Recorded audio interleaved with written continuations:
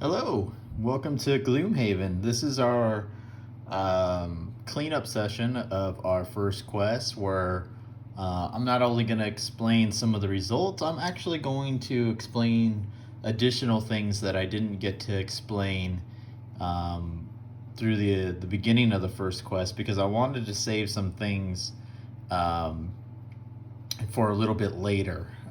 Just because I didn't want to explain everything all at once because I figure it's going to be some time for us to learn everything. So I put this here just so I have something there to cover that real quick because I don't want to get into all this yet. So the first thing is the treasure chest. If you remember, Adonis grabbed the treasure chest at the end of the last quest there, the last room. And so Adonis has opened the treasure, and what it was this. It was a random dungeon. And so Dungeon 68, Toxic Moor. So we have a random dungeon we get to do at some point. We don't have to use this right away, but at some point we will get to do that. And probably not the item he was hoping for, but hey, that's the way it goes in Gloom. And I'm going to refer to it as Gloom because that's kind of a long title. So, going to refer to it as Gloom. So, going to Gloom in our gold count, so our little treasure. And I did make the adjustment because Ivanta would have got the last two from the last two enemies that I forgot to put down because that's what I usually do is forget to put those down. But they would have went to Ivanta. So let's do our gold count. And in the book, it says gold is worth $2. So $2. We'll start with Adonis. Adonis earned 8 gold pieces. And something I didn't tell everyone is they start with 30. So Adonis is now at 38 gold.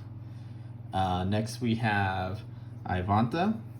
And Ivanta got a lot of gold because that was really her thing in that quest. And got 9 pieces, so 18 pieces of gold. So 48. You have 48 pieces of gold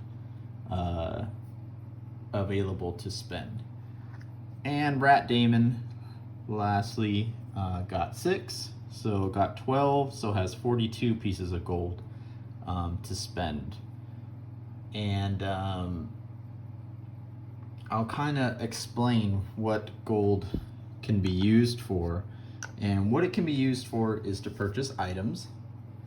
And so I've kind of laid out all the items in the shop at the moment.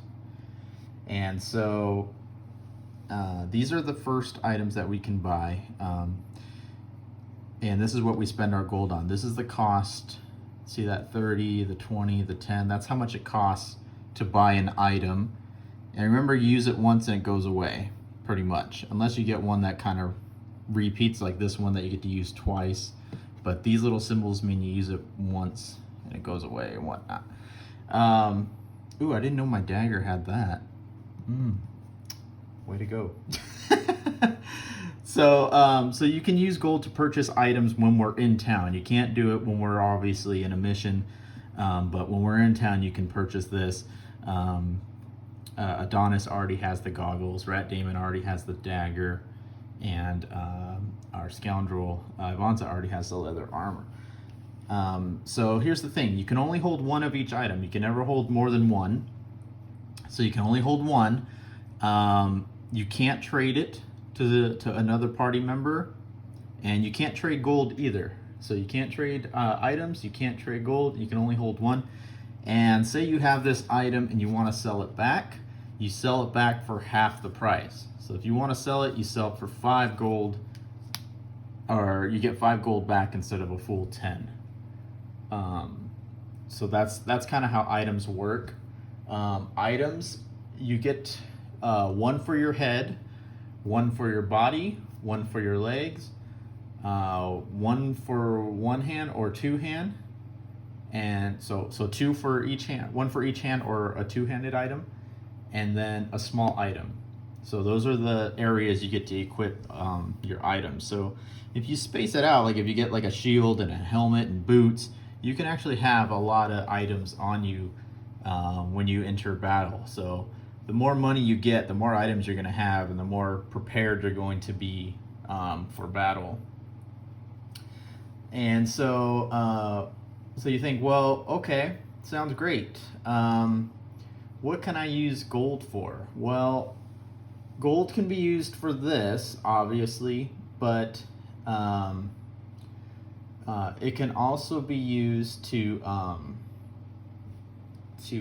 what's it called? Oh, it can also be used to, I'll get to that in a second. It can also be used to donate to the sanctuary, which you can do when we're in town. And it can also be used to enhance ability cards. And we'll get to that later because we can't do it yet.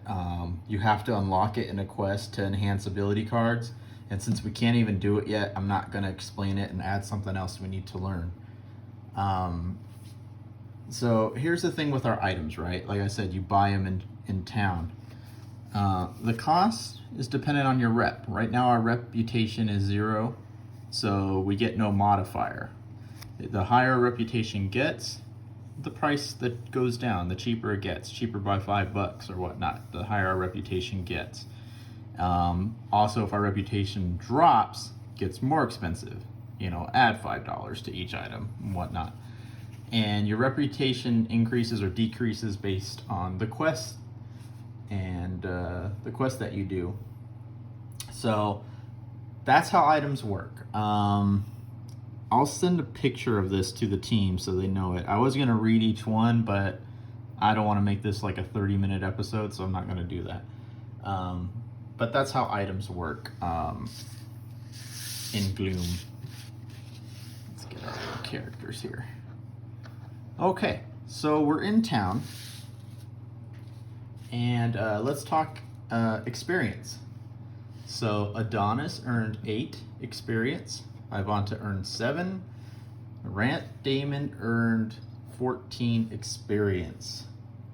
Okay, now here's the thing. Experience is great, but if you look at each character sheet, and this is our Tinkerer, but it is the same for every single one, you can see to get to level 2, you gotta get 45 experience. So none of us are ready for level 2. And so not there yet. And what happens when you get to level 2? Well, you get more health, but you also get a level 2 card. You see how that's level 1? You also get to choose a level 2 card, which is also stronger than the level 1 cards. So you get, but you only get 1. There's like 5 per character, but you only get to choose 1. And so that is why it's good to level up, because you get stronger cards as you go on. Okay, so obviously nobody's near getting to level 2 yet, and it's going to take time. You level up in town. I think you actually have to pay gold to level up, but we'll get to that when we get to it. Like I said, no one's ready yet, so there is not going to be a level up at this time. Battle goals. So battle goals were the cards chosen before we started our mission, and these were hidden to everyone else, but revealed only to the player. So this was Adonis's, got the aggressor, and so his battle goal that only he knew was to have 1 or more monsters present on the map at the beginning of every round during the scenario, and he would have got 2 check marks if he had done his battle goal. And what are check marks? They go down here. Once you get 3 check marks, you get one of your perks. So you get to remove 2 -1 cards out of your modifier deck. You know, the one that you get to choose your +1s and whatnot. So you get to get rid of some of the negatives in your little deck there. And then you have other perks, like replace 1 with a 0 card and whatnot. So you get all these perks, but you get them by getting 3 check marks in a row. And that's how that works. So that did not happen. There was a round or two where we rested, and so there were no monsters at the start of the round. So did not work. Sorry. Better luck next time. Ivanta had the opener. Be the first to kill a monster during the scenario. Did not happen. If you remember in the first round, Adonis went and used a powerful move, took out 2 guys. Ivanta went and took on 3 guys, killed none, and then stood there and got beat up. If you remember that, actually died. So that did not happen. Rat Damon got the Hunter. Kill 1 or more elite monsters during the scenario. That did happen. Rat Damon did kill an elite, so Rat Damon gets 1 check mark. Yay! And again, we draw these at the beginning of every quest. These will get put back in the deck, so so someone might get this one next time or whatnot. These are all taken at random. Nobody knows them but the actual character, and so I can't know like, oh, Chris needs to kill an elite, so I'm gonna block him, and he's not gonna be able to do that. You know what I mean? That's why it's hidden, and nobody knows what people are doing. So that's how that works.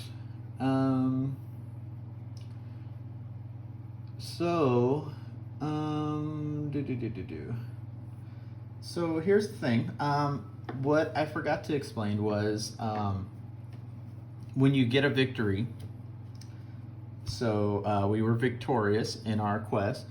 You get 4 experience points plus the scenario level. Our scenario level was 1 plus 4. We get 5 experience for each character. So we also got 5 additional experience for completing our event there. Okay, and so I think, sorry, I'm looking at a sheet here just to kind of help keep me on track, make sure I covered everything. And I think I pretty much did. The other thing to do is, let me get this out here. And so Gloom comes with this huge map. And when you have a victory, you get to take a little sticker. So this is our first quest, the Black Burrow, and you get to stick that on the map to signify your victory here, and to kind of chart your progress and how you've gone through the world of Gloomhaven. So there we go, our very first destination completed. That's pretty cool. And so hopefully at the end of this, we'll have all this map, each one filled out, and we have a complete Gloomhaven world built here. So pretty cool. I really like that. That's a nice little touch.